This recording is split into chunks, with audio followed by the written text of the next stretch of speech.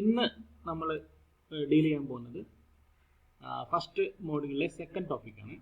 That is introduction to geometric design of highways, design controls and criteria, design of highway cross section elements. ഇത്തരം കാര്യങ്ങളാണ് ഇതിൽ ഇന്ന് ആദ്യം deal ചെയ്യാൻ. നമുക്ക് ഇന്നത്തെ ക്ലാസ്സിൽ ഈ ജോമെട്രിക് ഡിസൈൻ ഓഫ് ഹൈവേസിൽ വരുന്ന പ്രധാനപ്പെട്ട കാര്യങ്ങൾ എന്തൊക്കെയാണെന്നും എലമെന്റ്സ് എന്തൊക്കെയാണെന്നും അതിന്റെ ഫാക്ടേഴ്സ് അഫക്റ്റിംഗ് എന്താണെന്നും നോക്കാം.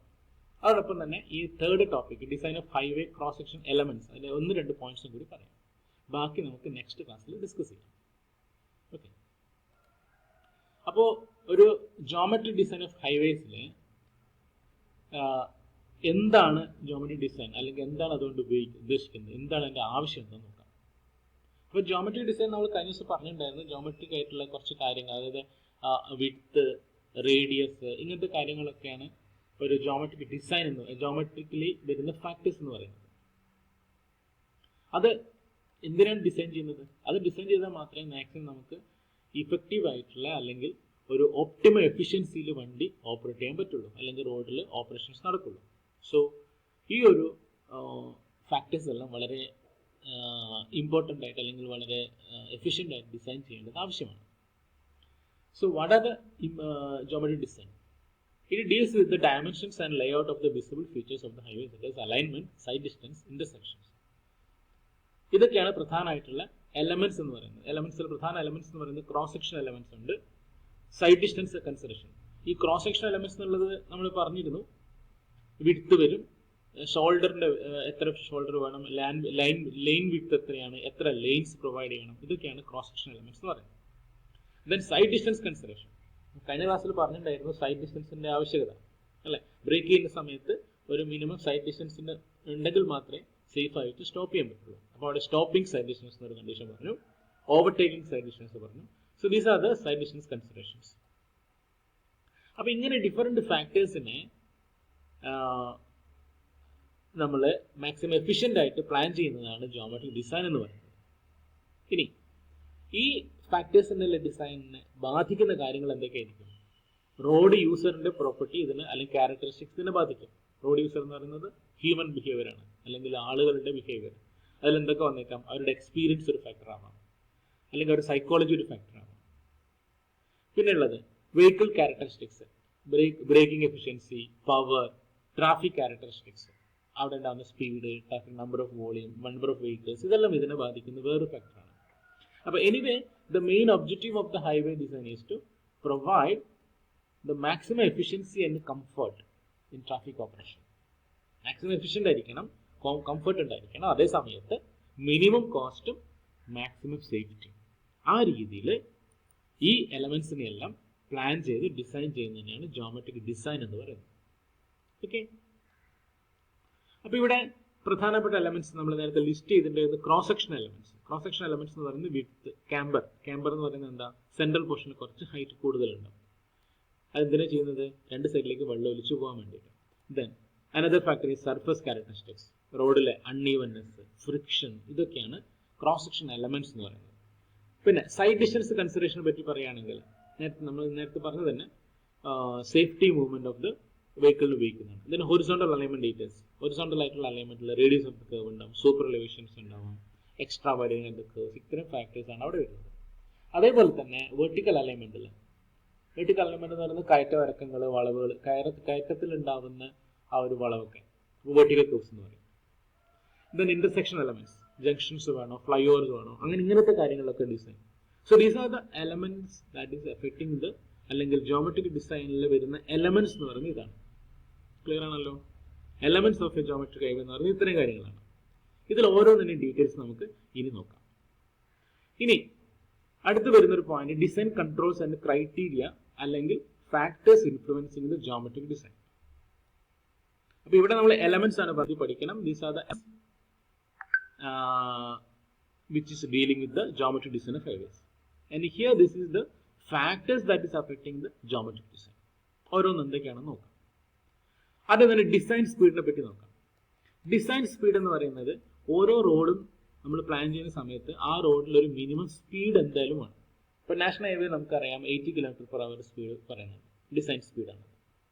അതേ സമയത്ത് ഒരു വില്ലേജ് റോഡിൽ അല്ലെങ്കിൽ ഒരു ഡിസ്ട്രിക്ട് റോഡിൽ 60 km/h അല്ലെങ്കിൽ 40 km/h സ്പീഡ് ഉണ്ടാവും. So that is the design speed. Design speed ഉദ്ദേശിക്കുന്നത് ആ റോഡിൽ മാക്സിമം സേഫ് ആയിട്ട് യാത്ര ചെയ്യാൻ പറ്റാവുന്ന സ്പീഡിനെയാണ് ഡിസൈൻ സ്പീഡ് എന്ന് പറയുന്നത്. It is the highest continuous speed at which individual vehicles can travel with safety on weather ഏത് കണ്ടീഷൻ ആണെങ്കിലും എത്ര ബുദ്ധിമുട്ടുള്ള വെതർ കണ്ടീഷൻ ആണെങ്കിലും ഈ ഒരു സ്പീഡിൽ പോവാം എന്നാണ് പറയുന്നത്. ഇത് ഡിസൈൻ ജിയോമെട്രിക് ഡിസൈനിനെ ബാധിക്കുന്ന ഒരു പ്രധാന കാര്യമാണ് അല്ലെ. ഡിസൈൻ സ്പീഡിനനുസരിച്ച് വേണം നമുക്ക് റോഡിലെ വിഡ്ത്ത് എത്ര വേണമെന്നും എത്ര ലെയിൻ പ്രൊവൈഡ് ചെയ്യണമെന്നും അല്ലെങ്കിൽ റേഡിയസ് ഓഫ് കർവേച്ചർ. സ്പീഡ് കൂടുമ്പോൾ റേഡിയസ് ഓഫ് കർവേച്ചർ കൂടുതലായിരിക്കണം, അല്ലെങ്കിൽ വണ്ടി സ്കിഡ് ചെയ്ത് പോകാൻ സാധ്യതയുണ്ട്. കാരണം സെൻട്രിഫ്യൂഗൽ ഫോഴ്സിന്റെ എഫക്റ്റ് അവിടെ വരും. പെട്ടെന്ന് നമ്മൾ തിരിക്കുന്ന സമയത്ത് വണ്ടി പുറത്തേക്ക് തെറിച്ചു പോകും. അപ്പൊ അതൊക്കെ ഇങ്ങനെ ഹൊറിസോണ്ടൽ അലൈൻമെന്റിലെ ഫാക്ടേഴ്സ്, ഇത്രയും കാര്യങ്ങളെല്ലാം ഈ ഡിസൈൻ സ്പീഡിനെ ഡിപ്പെൻഡ് ചെയ്തിരിക്കുന്നു. വേറെ ഇത് അഫക്ട് ചെയ്യുന്നത് സൈഡ് ഡിസ്റ്റൻസിൽ. സൈഡ് ഡിസ്റ്റൻസിന്റെ ഡിസൈനിലും ഈ ഒരു ഡിസൈൻ സ്പീഡ് വളരെ ആവശ്യമാണ്. ഇനി നമുക്ക് രണ്ട് ടേംസ് മാത്രം നോക്കാം. അതിൽ ഈ ഡിസൈൻ സ്പീഡിലെ ഡെഫിനിഷൻസ് വരുന്നതല്ല, പക്ഷെ നിങ്ങൾക്ക് അറിയാൻ വേണ്ടി പറയാണ്. One is legal speed limit. Legal speed limit എന്ന് പറഞ്ഞാൽ ഡിസൈൻ സ്പീഡ് ഇപ്പോൾ 80 km/h ചെയ്യുന്നതെങ്കിലും അവിടെ ഒരു സ്കൂൾ വരുന്നുണ്ട്, അല്ലെങ്കിൽ ഒരു പെഡസ്ട്രിയൻ ആൾക്കാർ ക്രോസ് ചെയ്യുന്ന സ്ഥലം, അല്ലെങ്കിൽ കൂടുതൽ ആൾക്കാർ റോഡ് ക്രോസ് ചെയ്യാനുള്ള ഒരു ഏരിയ ആണ്, ഒരു മാർക്കറ്റ് ഏരിയ ഒക്കെ ആണെങ്കിൽ അവിടെ 80 km/h പോകാൻ പറ്റില്ല. So there should be some restrictions on the speed. So സ്കൂളൊക്കെ ആണെങ്കിൽ 20 km/h അല്ലെങ്കിൽ 30 km/h പോകാൻ പാടുള്ളൂ എന്നുള്ളൊരു സ്പീഡ് റെസ്ട്രിക്ട് ചെയ്യും. So that are the speed that is coming under the legal speed limit എന്നുള്ള കണ്ടീഷൻ വരുന്നത്. അതേ സമയത്ത് there is another term that is desired speed. Design speed 80 km/h ആണെങ്കിലും ചില സ്ഥലങ്ങളിൽ നമ്മൾ കേരളത്തിലെ സാധ്യത വളരെ കുറവാണ് അങ്ങനത്തെ ഓപ്ഷൻസ് കാണാൻ. പക്ഷെ മറ്റ് സ്റ്റേറ്റിലൊക്കെ പോയി കഴിഞ്ഞാൽ ഈ റെസ്ട്രിക്ഷൻ എൻഡ്സ് എന്നൊരു ബോർഡ് കാണാം. Speed restriction ends. അതിൻ്റെ അർത്ഥം എന്താണെന്ന് വെച്ചാൽ അവിടുന്ന് അടുത്തൊരു സ്പീഡ് റെസ്ട്രിക്ഷൻ വരെ നിങ്ങൾക്ക് ഇഷ്ടമുള്ള സ്പീഡിൽ പോകാം. 80 km/h ആണ് ഡിസൈൻ ചെയ്തതെങ്കിലും സേഫ് ആയിട്ട് നമുക്ക് പോകാൻ പറ്റുന്ന ഒരു 130 അല്ലെങ്കിൽ 100 km/h സ്പീഡ് നമുക്ക് സേഫ് ആണെന്ന് തോന്നുകയാണെങ്കിൽ we can go in that speed. That is the decide speed. Okay. ഇനി അടുത്തൊരു ഫാക്ടർ അഫക്ട് ചെയ്യുക എന്ന് പറയുന്നത് ടോപ്പോഗ്രഫിയാണ്. അപ്പോൾ ഇവിടെ രണ്ടാമത്തെ ഫാക്ടറാണ് topography. Factors affect design speed വന്നു. That is next is topography. ഈ ടോപ്പോഗ്രഫി എങ്ങനെ ജിയോമെട്രിക് ഡിസൈനിനെ അഫക്ട് ചെയ്യുന്നു? അത് വരുന്നത് എങ്ങനെയാണ്? കയറ്റിറക്കങ്ങൾ അല്ലെങ്കിൽ ഒരു സമതലമായ പ്രദേശം എന്താണെങ്കിലും ഒരു പ്ലെയിൻ ഏരിയയിൽ റോഡ് ഡിസൈൻ ചെയ്യുന്ന പോലെ അല്ല ഒരു ടെറൈൻ ഏരിയയിൽ നമുക്ക് റോഡ് ഡിസൈൻ ചെയ്യേണ്ടി വരുന്നത്. കാരണം ടെറൈനിലേക്ക് വരുന്ന സമയത്ത് അവിടെ ഗ്രേഡിയൻ്റ് ഡിസൈൻ ചെയ്യേണ്ടി വരും, സ്പീഡ് ലിമിറ്റേഷൻ വരും, അല്ലെങ്കിൽ ഒരു വളവ്, ഒരു ഹില്ലി ഏരിയയിൽ ഹെയർ പിൻ ഒക്കെ ഡിസൈൻ ചെയ്യേണ്ടി വരും. So all these geometric designs affects with the terrain. ഒരു പ്ലെയിൻ ഏരിയയിൽ ഡിസൈൻ ചെയ്യുന്ന പോലെ ഈസി ആയിരിക്കില്ല ഒരു ടോപ്പോഗ്രഫി വ്യത്യാസമുള്ള സ്ഥലങ്ങളിൽ ഡിസൈൻ ചെയ്യാം. അപ്പോൾ അവിടെ ഗ്രേഡിയൻ്റ് കൊടുക്കേണ്ടി വരും. ഗ്രേഡിയൻ്റ് ചില ലിമിറ്റേഷൻസ് ഉണ്ടാകും. ഇപ്പോൾ നാഷണൽ ഹൈവേയിലാണെങ്കിൽ റൂളിംഗ് സ്പീഡ് സ്ലോപ്പ് 10% ആണെങ്കിൽ 100 km/h പോകാൻ പറ്റും. അതിലും കൂടുതൽ ഗ്രേഡിയൻ്റ് വന്നു കഴിഞ്ഞാൽ സ്പീഡ് കുറയ്ക്കേണ്ടി വരും. ഒരു 25% വരെ ഗ്രേഡിങ് കൊടുക്കുകയാണെങ്കിൽ 80 km/h പോകാൻ പറ്റുള്ളൂ. So depending upon that gradient speed അല്ലെങ്കിൽ ജിയോമെട്രിക് ഡിസൈനിനെ ബാധിക്കും അല്ലേ. So next factor is the traffic factor which is affecting the geometric design. ഈ ട്രാഫിക് ഫാക്ടർ എന്ന് പറഞ്ഞാൽ ആ റോഡ് ഉപയോഗിക്കുന്ന ആളുകളുടെയും വെഹിക്കിൾസിൻ്റെയും ക്യാരക്ടറിസ്റ്റിക്സ് ആണ്. അത് ഈ ഡിസൈനിനെ ബാധിക്കുന്നുണ്ട്. എങ്ങനെ ബാധിക്കുന്നു? വെഹിക്കിൾ ക്യാരക്ടറിസ്റ്റിക്സ് എന്തൊക്കെയാണ് ബാധിക്കുന്നത് ഡിസൈനിനെ, ജിയോമെട്രിക് ഡിസൈനിനെ? വെഹിക്കിളിൻ്റെ വിഡ്ത്ത്, ലെങ്ത്ത്, അതിൻ്റെ ടേണിംഗ് റേഡിയസ്, ബ്രേക്കിംഗ് എഫിഷ്യൻസി, ഇതൊക്കെ റോഡിൻ്റെ ഡിസൈന്, റോഡിൽ എത്ര വിഡ്ത്ത് കൊടുക്കണം, എത്ര സ്പീഡ് വരെ കൊടുക്കാൻ പറ്റും എന്ന കാര്യങ്ങൾ വരെ ഡിസൈനിനെ ബാധിക്കുന്നതാണ് വെഹിക്കിൾ ക്യാരക്ടറിസ്റ്റിക്സ്. അതേപോലെ തന്നെയാണ് ഹ്യൂമൻ ക്യാരക്ടറിസ്റ്റിക്സ്.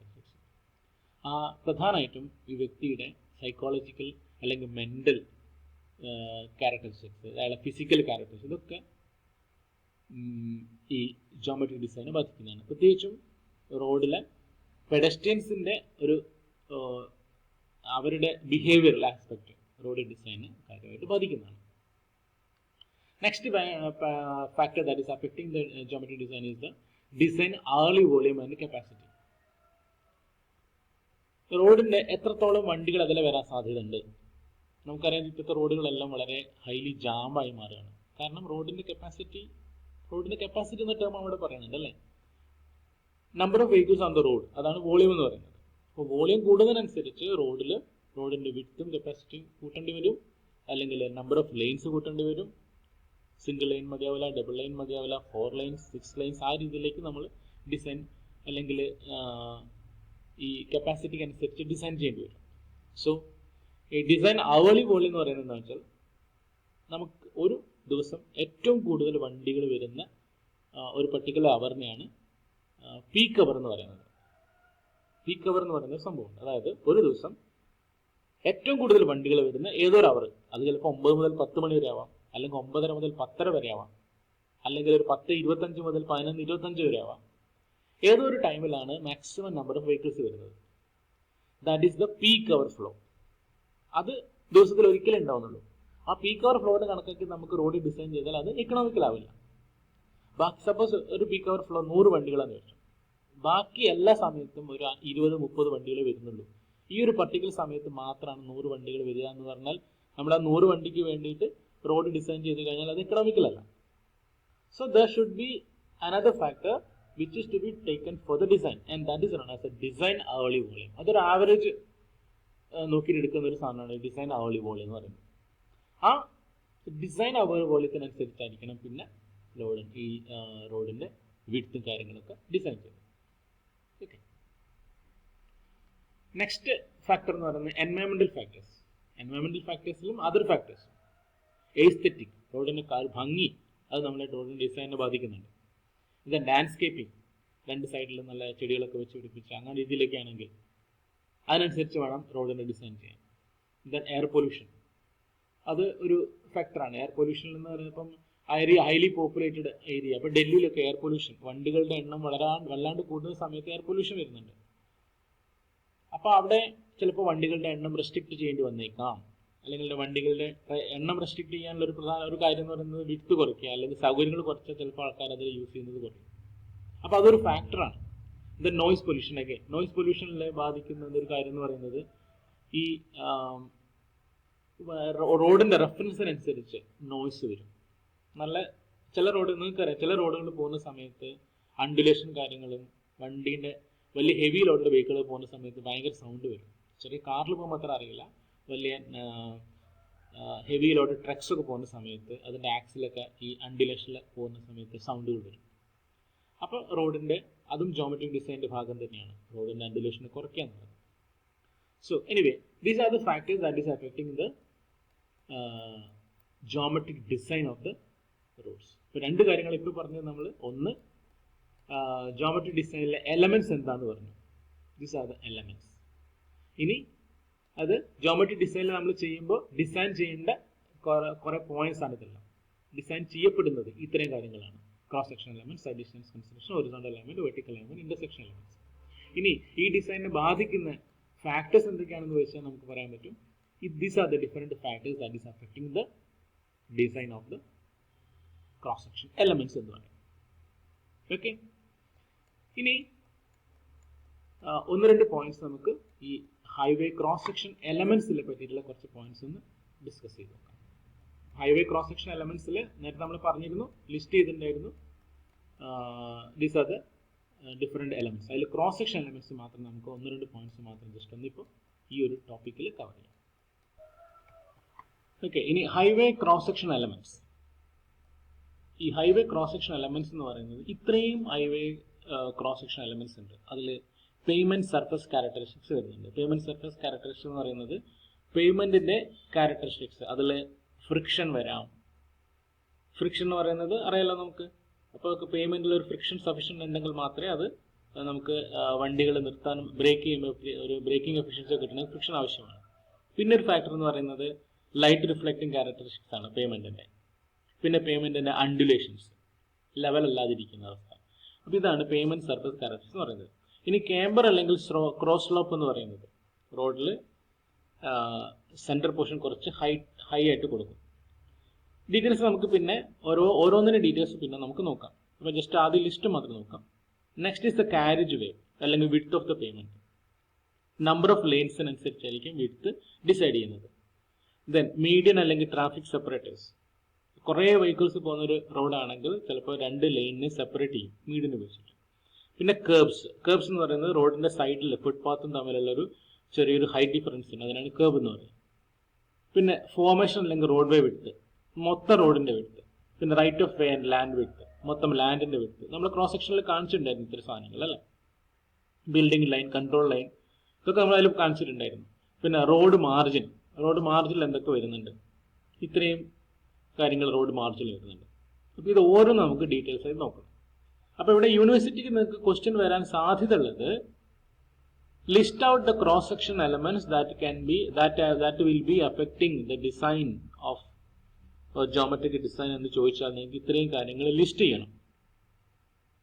അത് ജസ്റ്റ് ഒരു ലിസ്റ്റിംഗ് മാത്രം. ഒരു 3 മാർക്കിന്റെ ക്വസ്റ്റൻ ആണെങ്കിൽ നിങ്ങൾക്ക് ലിസ്റ്റ് ചെയ്ത് കഴിഞ്ഞാൽ മാർക്ക് കിട്ടും. അതേ സമയത്ത് ഒരു 6 മാർക്കിന്റെ ക്വസ്റ്റൻ ആണെങ്കിൽ ഓരോന്നിനും ചെറിയ രീതിയിൽ ഒരു എക്സ്പ്ലനേഷൻ കൊടുക്കണം, എന്താണ് ഓരോന്നെന്നുള്ളത്.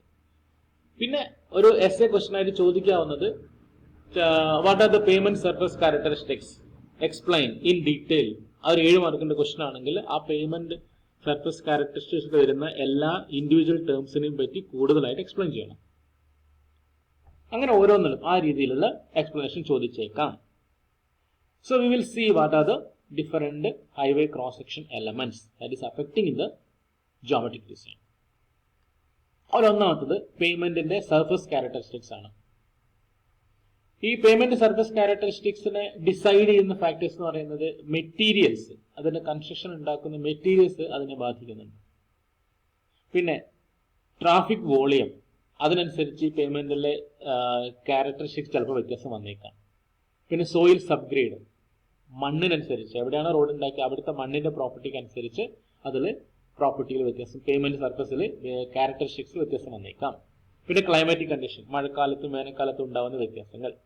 പിന്നെ കൺസ്ട്രക്ഷൻ ഫെസിലിറ്റി, നമുക്കറിയാം പണ്ടൊക്കെ റോഡ് റോളർ ഉപയോഗിച്ചിട്ടായിരുന്നു റോഡ് ഉണ്ടാക്കിയിരുന്നത്. ഇപ്പോഴത് മാറി വലിയൊരു മെഷീൻ ഈ യൂണിഫോം ആയിട്ട് പേയ്മെന്റ് ചെയ്യാൻ പറ്റുന്ന രീതിയിലുള്ള മെഷീൻസ് വന്നു. അപ്പോൾ അണ്ടുലേഷൻസിനൊക്കെ അത് വളരെ രീതിയിൽ ബാധിക്കും. പണ്ടത്തെ റോഡ് റോളർ ആണെങ്കിൽ അണ്ടുലേഷൻസ് കൂടുതലായിരിക്കും. ഇപ്പോഴത്തെ പുതിയ മെത്തോഡോളജിയിൽ ഒരു ലൈൻ കംപ്ലീറ്റ് ഒരേ സമയത്താണ് പേവ് ചെയ്യുന്നത്. അപ്പോൾ അതിൽ ലെവലിംഗ് ഡിഫറൻസ് കുറവായിരിക്കും, അണ്ടുലേഷൻസ് കുറവായിരിക്കും. ദെൻ കോസ്റ്റ് കൺസിഡറേഷൻ, വളരെ ഇഷ്ടംപോലെ പൈസ ഉള്ളൊരു നാഷണൽ ഹൈവേസിലൊക്കെ കുറച്ചും കൂടി ഫിനാൻഷ്യൽ സപ്പോർട്ട് കിട്ടും. അപ്പോൾ ആ രീതിയിൽ അതിന് ക്വാളിറ്റി വൈസ് ആയിട്ട് കൺസ്ട്രക്ട് ചെയ്യാൻ പറ്റും. So these are the different factors that is affecting this payment characteristics. ഇനി ഇതിൽ പ്രധാനമായിട്ട് നമ്മൾ നോക്കുന്ന പേയ്മെന്റിന്റെ സർഫസ് ക്യാരക്ടറിസ്റ്റിക്സ് എന്തൊക്കെയാണ് അത് ലിസ്റ്റ് ചെയ്ത് നോക്കിയാണ്. ഒന്ന് ഫ്രിക്ഷൻ ആണ്, ഒന്ന് പേയ്മെന്റ് അൺഈവൻനെസ് ആണ്, പിന്നെ ലൈറ്റ് റിഫ്ലക്റ്റിംഗ് ക്യാരക്ടറിസ്റ്റിക്സ് ഉണ്ട്, ഡ്രെയിനേജ് ഓഫ് സർഫസ് വാട്ടർ ഉണ്ട്. ഇത്രയും കാര്യങ്ങളാണ് പേയ്മെന്റ് സർഫസ് ക്യാരക്ടറിസ്റ്റിക്സ് എന്ന് നമുക്ക് ലിസ്റ്റ് ചെയ്യാൻ പറ്റുന്ന സാധനങ്ങൾ. ഓരോന്നും നോക്കാം. ഫ്രിക്ഷൻ, ഈ ഫ്രിക്ഷൻ എന്ന് പറയുന്നത് it is the friction between vehicle tyres and payment surface. ആ ഒരു ഫ്രിക്ഷൻ വളരെ ആവശ്യമാണ്. എപ്പോഴൊക്കെ ആവശ്യം വരിക? ബ്രേക്ക് ചെയ്യുന്ന സമയത്തും, പിന്നെ ബ്രേക്ക് ചെയ്യുമ്പോൾ മാത്രം മതിയോ ഫ്രിക്ഷൻ? ഈവൻ വണ്ടി മൂവ് ചെയ്യണമെങ്കിൽ നമുക്കൊരു ഫ്രിക്ഷൻ മിനിമം വേണ്ടേ? പിന്നെ കേഴ്സിൽ, ഒറിസോണ്ടൽ കേഴ്സിലെല്ലാം വണ്ടി വളച്ചെടുക്കുന്ന സമയത്ത്, സ്പീഡ് ഡിസൈൻ ചെയ്യുന്ന സമയത്തും, ഈ ഒരു സ്പീഡ് ലിമിറ്റ് ചെയ്യുന്ന സമയത്ത് ഫ്രിക്ഷൻ വളരെ ഇമ്പോർട്ടൻ്റ് ആണ്. കാരണം ഒരു കർവിൽ, ഹൊറിസോണ്ടൽ കർവ്സിൽ വണ്ടി വളരെ സ്പീഡിൽ വന്നിട്ട് ടേൺ ചെയ്യുന്ന സമയത്ത് സ്കിഡ് ചെയ്ത് പോകാനോ ഓവർ ടേൺ ചെയ്ത് പോകാനോ സാധ്യതയുണ്ട്. അപ്പോൾ അവിടെ സഫീഷ്യന്റ് ഫ്രിക്ഷൻ ഇല്ല എങ്കിൽ ആക്സിഡന്റ് ഉണ്ടാവാൻ സാധ്യതയുണ്ട് അല്ലേ. സോ 2 തരത്തിലാണ് ഈ ഫ്രിക്ഷൻ ഉണ്ടാവുന്നത്. ഒന്ന് ലോഞ്ചിറ്റ്യൂഡിനൽ ഫ്രിക്ഷൻ എന്ന് പറഞ്ഞൊരു ഫാക്ടർ ഉണ്ട്. ലോഞ്ചിറ്റ്യൂഡിനൽ ഫ്രിക്ഷൻ, അത് എവിടെയാണോ വണ്ടി മൂവ് ചെയ്യുന്നത് ആ ഡയറക്ഷനിൽ ഉണ്ടാകുന്ന ഫ്രിക്ഷനാണ്. വണ്ടി റോഡിന്റെ അലോങ് ദ ഡയറക്ഷനിൽ ഉണ്ടാകുന്ന ഫ്രിക്ഷനെയാണ് ലോഞ്ചിറ്റ്യൂഡിനൽ ഫ്രിക്ഷൻ എന്ന് പറയുന്നത്. ലോഞ്ചിറ്റ്യൂഡൽ ഡയറക്ഷനിൽ ഉണ്ടാകുന്ന ഫ്രിക്ഷനാണ് ലോഞ്ചിറ്റ്യൂഡൽ ഫ്രിക്ഷൻ.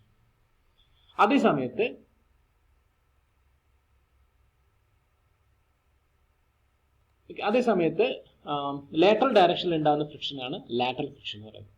അത് ആവശ്യപ്പെടുന്നത് അല്ലെങ്കിൽ അതിന്റെ ഒരു പിക്ചറിൽ വരുന്നത് ഒരു കർവിലാണ്. റോഡിന്റെ ക്രോസ് സെക്ഷന് ഓപ്പോസിറ്റ് ക്രോസ് സെക്ഷൻ ഡയറക്ഷനിൽ വരുന്ന ഫ്രിക്ഷൻ.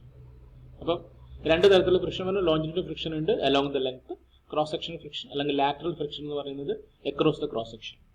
അപ്പോൾ ഈ ലോഞ്ചിറ്റ്യൂഡൽ ഫ്രിക്ഷന്റെ വാല്യൂ 0.35 to 0.4 ആണ് റെക്കമെൻഡ് ചെയ്യുന്നത്. അതേസമയത്ത് ഈ lateral coefficient of friction maximum value 0.15 അല്ലെങ്കിൽ 0.15 എങ്കിലും ഫ്രിക്ഷൻ ഉണ്ടായിരിക്കണം, എന്നാലേ സേഫ് ആവുള്ളൂ. That is the condition. ഇനി ഈ ഫ്രിക്ഷൻ കാരണം രണ്ട് തരത്തിലാണ് നമുക്ക് വണ്ടീനെ എഫക്ട് ചെയ്യുന്നത്. ഒന്ന് സ്കിഡിങ് ആണ്, പിന്നെ ഒന്ന് സ്ലിപ്പിംഗ് ആണ്. എന്താണ് സ്കിഡ് ചെയ്യുക എന്ന് പറഞ്ഞാൽ, നമുക്കറിയാം വണ്ടി ബ്രേക്ക് ഇട്ടാലും മുന്നോട്ട് നീങ്ങിക്കൊണ്ടിരിക്കും. അതായത് ടയർ ഉരുണ്ടു പോകുന്ന സ്ഥലത്തിനേക്കാൾ കൂടുതൽ ഡിസ്റ്റൻസിൽ വണ്ടി ഉരുളാതെ നീങ്ങും. That is skidding. ബ്രേക്ക് ഇട്ടാൽ സ്കിഡ് ചെയ്ത് പോകാം. അപ്പോൾ ബ്രേക്ക് ഇടുമ്പോൾ സ്കിഡ് ചെയ്യാനുള്ള കാരണങ്ങൾ ഫ്രിക്ഷൻ സഫീഷ്യന്റ് അല്ലാണ്ടാകുമ്പോഴാണ് ബ്രേക്കിംഗ് സ്കിഡിങ് വരുന്നത്. അതേ സമയത്ത് വാട്ട് ഈസ് സ്ലിപ്പിംഗ്? നിർത്തിയിട്ട വണ്ടി പെട്ടെന്ന് എടുത്ത് പോകുമ്പോൾ, പെട്ടെന്ന് റേസ് ചെയ്തെടുക്കുന്ന സമയത്ത് ഈ എവിടെയാണോ ബാക്കിലത്തെ വീൽ, കാറിലൊക്കെ ആണെങ്കിൽ ഫ്രണ്ടിൽ വീല് കൂടുതൽ കറങ്ങും അല്ലെ. അങ്ങനെ ഈ വീല് കൂടുതൽ കറങ്ങുക, ഡ്രൈവിംഗ് വീല് കൂടുതൽ കറങ്ങുക, അപ്പോഴും ഫ്രിക്ഷൻ അവിടെ സഫീഷ്യന്റ് അല്ലാണ്ടാകുമ്പോഴാണ് സ്ലിപ്പിംഗ് ഉണ്ടാകുന്നത്. അപ്പോൾ ഫ്രിക്ഷൻ കൊണ്ടുണ്ടാവുന്ന രണ്ട് ഇഷ്യൂസ് എന്ന് പറയുന്നത് ഒന്ന് സ്ലിപ്പും ഒന്ന് സ്കിഡിങ് ആണ്. പിന്നെ വേറെ എഫക്റ്റ് ഉണ്ടാവുന്നത് ഈ ഹൊറിസോണ്ടൽ കേർവ്സ് വളയുന്ന സമയത്ത്, അല്ല കേർവ് വളയുന്ന സമയത്ത് അവിടെ ഈ ഫ്രിക്ഷൻ ഒരു വലിയൊരു ഫാക്ടറാണ്. നേരത്തെ പറഞ്ഞു സ്കിഡ് ചെയ്ത് പോകാൻ അല്ലെങ്കിൽ പുറത്തേക്ക് തെറിച്ചു പോകാൻ സാധ്യതയുണ്ട്. അപ്പോൾ അവിടെ ലാറ്ററൽ ഫ്രിക്ഷൻ ആണ് അവിടെ എഫക്ട് ചെയ്യുന്നത്. ഇനി ഈ ഫ്രിക്ഷനെ ബാധിക്കുന്ന കാര്യങ്ങൾ എന്തൊക്കെയാണ് നമുക്ക് ഓരോന്ന് നോക്കാം. Type of the payment, cement concrete ആവാം അല്ലെങ്കിൽ ബിറ്റുമിനസ് ആവാം, ഈ രീതിയിലായിരിക്കും. അപ്പൊ സിമന്റ് കോൺക്രീറ്റിൽ പൊതുവെ ഫ്രിക്ഷൻ കുറച്ച് കൂടുതലായിട്ടാണ് കൺസിഡർ ചെയ്യുന്നത് ബിറ്റുമിനെ അപേക്ഷിച്ച്. പിന്നെ പേയ്മെന്റിന്റെ റഫ്നെസ് എന്ന് പറഞ്ഞാൽ കുറച്ച് റഫ് ആണെങ്കിൽ, ഇപ്പൊ കോൺക്രീറ്റ് ഒക്കെ നമുക്ക് റഫായിട്ട് കോൺക്രീറ്റ് ചെയ്യാൻ പറ്റും, സ്മൂത്ത് ആയിട്ട് കോൺക്രീറ്റ് ചെയ്യാൻ പറ്റും. അപ്പൊ ആ റഫുള്ള കുറച്ച് കോൺക്രീറ്റ് അല്ലെങ്കിൽ ബിറ്റുമിനസ് ലെയർ ആണെങ്കിൽ കുറച്ചുകൂടി ഫ്രിക്ഷൻ കൂടുതലായിരിക്കും. Next is condition of the pavement, wet ആണോ ഡ്രൈ ആണോ എന്നൊക്കെയുള്ളത്.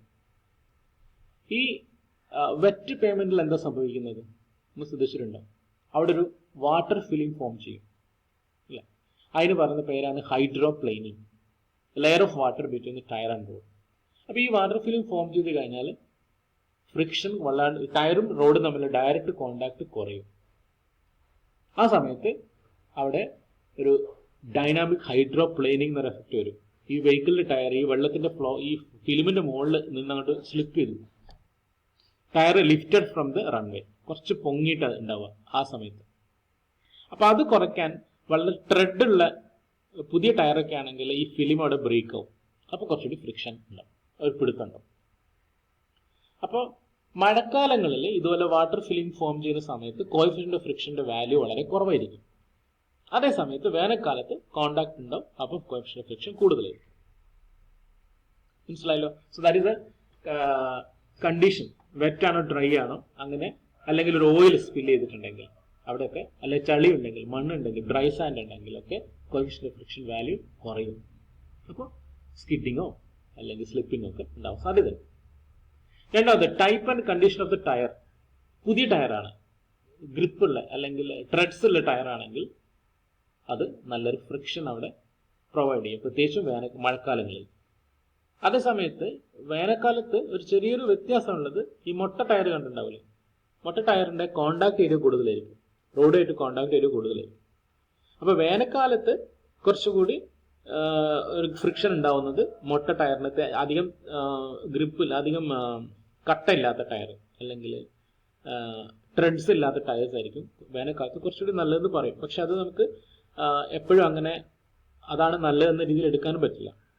കാരണം വേറെ കുറെ ആക്സിഡൻറ്റ്സ് അതുകൊണ്ട് ഉണ്ടാവാം. ടയർ പെട്ടെന്ന് പൊട്ടിപ്പോവാം, അല്ലെങ്കിൽ ചില സമയത്ത് എപ്പോഴും നമ്മൾ വേനൽക്കാലത്ത് വെള്ളം ഉണ്ടാവില്ല എന്ന് പറയാൻ പറ്റില്ല, ഓയിലൊക്കെ സ്പ്രെഡ് എവിടെയെങ്കിലുമൊക്കെ റോഡിൽ ഉണ്ടായേക്കാം. അങ്ങനെ ഒരു പെട്ടെന്നൊരു കണ്ടീഷൻ വരുന്ന സമയത്ത് അപ്പോഴും ഈ മൊട്ട ടയർ വളരെ പ്രശ്നം ഉണ്ടാക്കുന്നതാണ്. So anyway that is the condition of the tyres which is affecting the friction. ഇനി ടയറിലെ പ്രഷർ, എയർ പ്രഷർ സഫീഷ്യന്റ് ആണെങ്കിൽ സഫീഷ്യന്റ് കോണ്ടാക്ട് ഏരിയസ് ഉണ്ടാവും, അപ്പോൾ ഫ്രിക്ഷന് അത് സപ്പോർട്ട് ചെയ്യും. അതേ സമയത്ത് കാറ്റ് വളരെ കൂടുതലാണെങ്കിൽ സംഭവിക്കുന്നത് എന്താണെന്ന് വെച്ചാൽ കോണ്ടാക്ട് ഏരിയ കുറയും, അപ്പം ഈ ഫ്രിക്ഷൻ കുറച്ച് കുറവായിരിക്കും, അപ്പം ബ്രേക്കിംഗ് എഫിഷ്യൻസി കുറവായിരിക്കും. എന്ന് കരുതി ടയറിൽ കാറ്റില്ലാതെ ഫ്ലാറ്റൻ ടയർ ആണെങ്കിൽ കോണ്ടാക്ട് ഏരിയ കൂടും, പക്ഷെ അത് വണ്ടിയുടെ വെയർ ആൻഡ് ടയറിനെ ടയർ കൂടുതലായിട്ട് തേയ്മാനം സംഭവിക്കും, എക്കണോമിക്കൽ എഫിഷ്യൻസി കുറയും, ഇങ്ങനെ കാര്യങ്ങളൊക്കെ ഉണ്ട്. അപ്പോൾ ഒരു മിനിമം ടയർ പ്രഷർ നിർബന്ധമായിട്ട് നമുക്ക് ഉണ്ടായിരിക്കണം ഈ എഫിഷ്യൻസി അല്ലെങ്കിൽ എക്കണോമിക്കൽ കാര്യം ആസ്പെക്ട് നോക്കുമ്പോൾ. അതേ സമയത്ത് കൂടുതലായി കഴിഞ്ഞാൽ കോണ്ടാക്ട് പ്രഷർ, കോണ്ടാക്ട് ഏരിയ കുറയും, അപ്പോൾ ഫ്രിക്ഷൻ വാല്യൂ എഫക്റ്റ് ചെയ്യും. Next is the speed of the vehicle. Speed of the vehicle അനുസരിച്ച് ഫ്രിക്ഷനെ ബാധിക്കുന്നുണ്ട്. സ്പീഡ് കൂടുതലാണെങ്കിൽ കൂടുതൽ വണ്ടി ഒന്ന് പൊങ്ങിയ പോലെ പോവുക, അപ്പോൾ ഫ്രിക്ഷൻ കുറയും, അപ്പം കൂടുതൽ ഡിസ്റ്റൻസ് വേണ്ടിയിട്ട് വണ്ടി നിർത്താൻ. Then extent of the brake application അല്ലെങ്കിൽ ബ്രേക്ക് എഫിഷ്യൻസി. വണ്ടിയുടെ ബ്രേക്ക് എഫിഷ്യൻസി ഫ്രിക്ഷനെ ബാധിക്കുന്നുണ്ട്. നേരത്തെ പറഞ്ഞ ലോഡ് ആൻഡ് ടയർ പ്രഷർ. ഇപ്പം temperature of the tyre, temperature കൂടുന്ന സമയത്ത് ഫ്രിക്ഷൻ കുറവായിരിക്കും.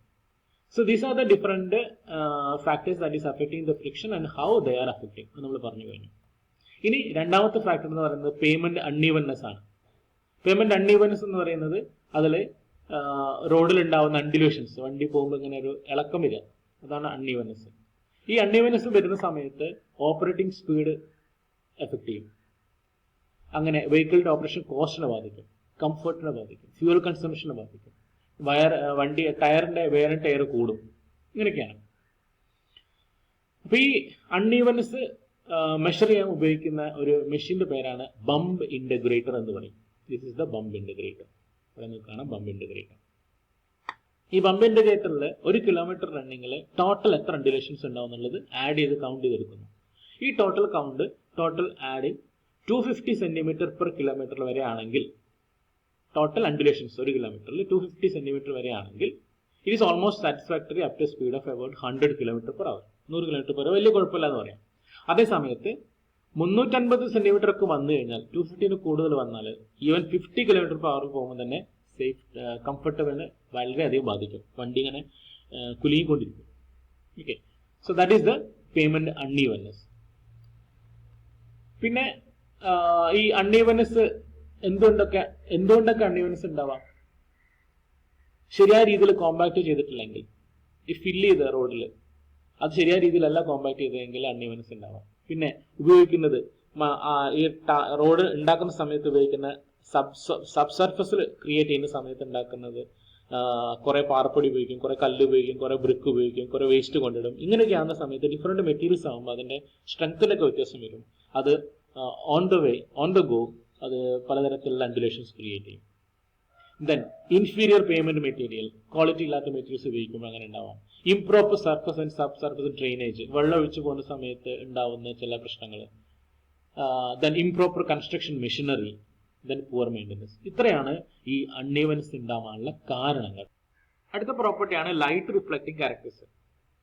ഈ ലൈറ്റ് റിഫ്ലക്റ്റിംഗ് ക്യാരക്ടറിസ്റ്റിക്സ് 2 തരത്തിലാണ് നമ്മളെ ബാധിക്കുന്നത്.